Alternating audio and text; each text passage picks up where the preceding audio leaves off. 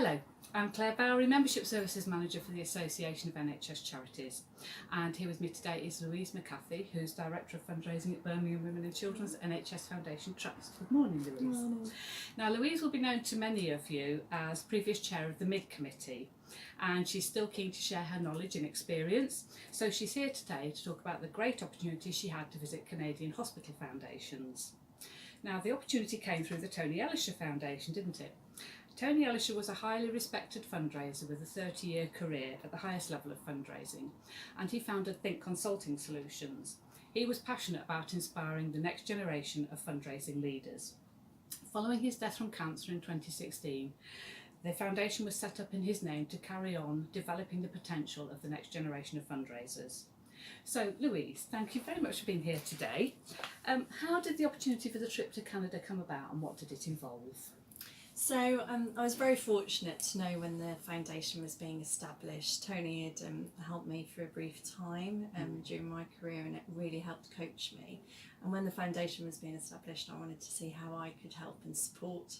Never did I think that an opportunity like this might come about. And it really is about developing and mentoring.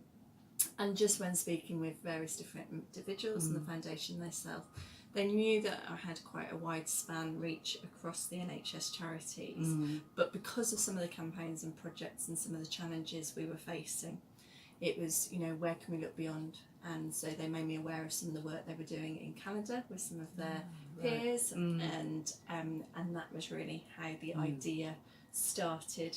Again, a little bit in lack of self-belief that this would happen, but then there was an application process, and the trustees were fantastic, really supportive of what could be achieved. But one of the things I pledged was obviously to bring back some of my learnings, so thank you for allowing me to do that. And what was Blakely's role in the project? So once kind of the foundation, Tony Elischer Foundation, had set things up and said, let's see what we can make possible, they work really closely with Blakely, have a good friendship. Tony was very connected with Blakely over previous years, and they do a lot of fundraising consultancy work with health and foundations in particular.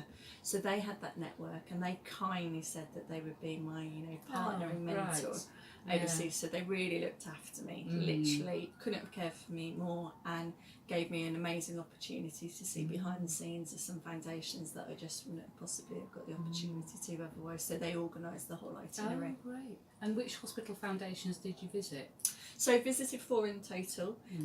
Went to Sick Kids in Toronto first, and then Toronto General and Western, and then St Michael's, and then Oakville, which was a new build and a new hospital, and again that was parallel. That was good to see in terms of our future potential.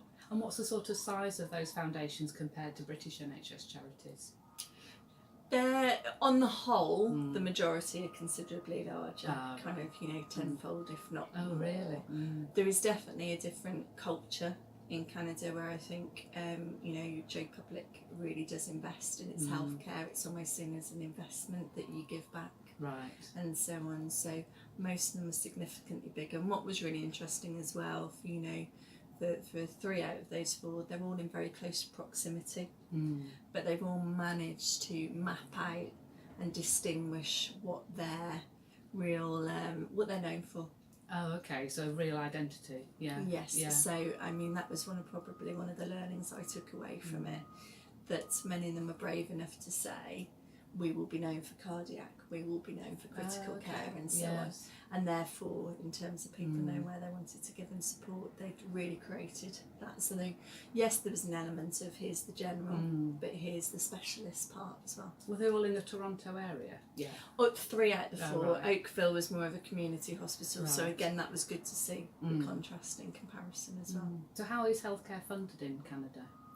Well, that was one of the reasons why, when speaking to the Tony Elischer Foundation, why Canada was so important to go to as well, because their model of funding and health funding is so similar and probably the most comparative to the UK. So therefore, most of it is general, and therefore it wouldn't be like, an unlikely comparison where it was private. and that therefore made me see again what we could do, and sometimes it's just good to step out of what you habitually know and see how others have approached it. So what would you say were the main lessons from the Canadian foundations? I think when I went, I obviously wanted to come back and go, well, obviously if many are raising 10 to kind of 20 times more, what are those key ideas? I'd say there's a couple of things that really stood out. First and foremost, I appreciate I might have said this before, but first and foremost, they don't see donors, recognition isn't just in the moment. It's really about lifetime recognition, and they do it exceptionally well. So if someone in year says, I'm going to commit to this over the next 10 years, I want to achieve this. If someone says, I'm interested in leaving a legacy, that's all celebrated very much for the long term. So when you walk into the foyers of most of these foundations, there will be recognition walls everywhere. It is seen right, as I say, it couldn't be more evident that it's integral to these foundations, that charitable support is needed. And everyone is celebrated at different levels, right from families and friends, right to what they might call guardians or visionaries. And it therefore really, really, was quite impactful of how that collective almost army is seen as underpinning. So for me, first thing would be recognising the long term. I think we've historically recognised moments. We've been a very appeal focused organisation, and therefore we celebrate well. But it's the more we can do about long term milestones, longevity, and whilst individual gifts might not have been as big, how are we really looking after those that have stayed with us for the duration? And I know we think we do it, but I could see how much better it could be done. Two was already mentioned. I think know your identity.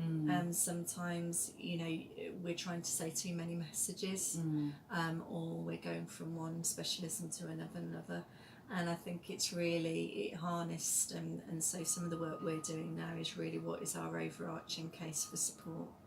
What's the story we want to be telling for 10 years, not just 1 year or 2 years. So it's helped as well work more closely internally in terms of kind of going, right, what's that research strategy, what's that clinical strategy. And it is sometimes that showcasing. I think as well there's a lot of cross-team working over there. I mean, most of the foundations I went to, primarily they were focused on philanthropy and events, but everything was seen as how one opens a door for another rather than silo working. So for me there was a lot of ideas again of how do you really tell that story if someone comes to an event, how do you kind of then showcase the impact of that. Likewise, how are you event fundraisers or your regional fundraisers helping identify and create that golden thread across, rather than keeping people in boxes or keeping them. So because sometimes I think the target setting in fundraising encourages those silos, doesn't it? And I know some teams have tried to do where it's a team target rather than individual targets. And it's absolutely that. There were, it was evident how much the teams, the foundation teams, are really seen as senior leaders also within the organisation itself. So many of the senior, especially if they were looking after philanthropy and major gifts, were known as a vice president across the organisation. They're very connected. And there is that day to day, certainly those networks where it's in partnership.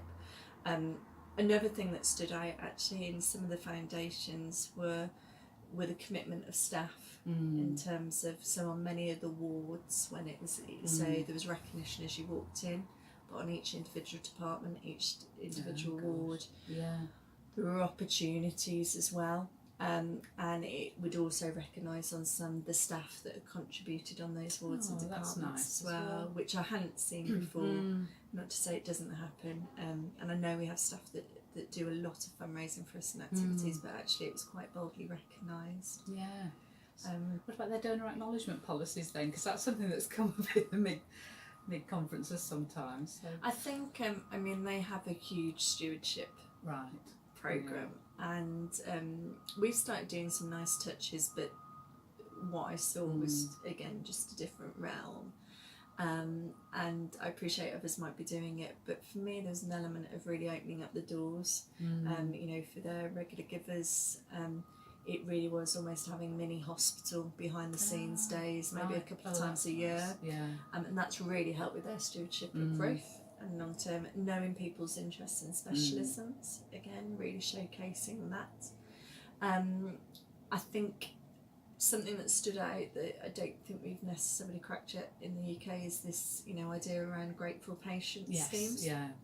So what I saw at one of the foundations, which a couple were doing, but one really stood out, which was almost, you know, a true recognition program where you could give a gift, but it was almost in honour of a hero. Oh, okay, yeah. So then those members of staff on those wards and departments get given a star. Right. But it's been nominated by a patient or a member of the family. When you walk out of those lifts and go onto the wards, you see those heroes. And it was obviously something that, you know, has really been built in. And of course it then gives the opportunity of those staff to talk to those individuals about what the work and what they're trying to achieve furthermore. That's a lovely idea, isn't it? So I think for me it's they've probably simplified the 3 or 4 things to offer, especially on site, but they've done it very boldly. Yes. So right from the minute you walk into the hospital, you would know, you would see it on wards, you would see naming rights are a different level. And they were very honest with that. I think that poses problems for some of them, because that might be that's what donors want and they're coming for, and you eventually run out of space or it doesn't go right. But likewise, you know, seeing a new development, you know, at Oakfield, the idea that it was really that strategised of, you know, how much is an area, how much is a wing, how much is a floor, how much is a department, how much is a waiting area. So that when people asked, you were prepared, and there was that equality across the whole, that you got that consistency. And you know, I've come back and had conversations here. I think it's not looking at it, you know, crudely. It's actually really appreciating the assets you have. And we are really fortunate for the footfall we have. And a lot of people obviously want those memories associated with those areas. So I think it's almost that they've got that toolkit. Ready to go. Right, look at my other questions.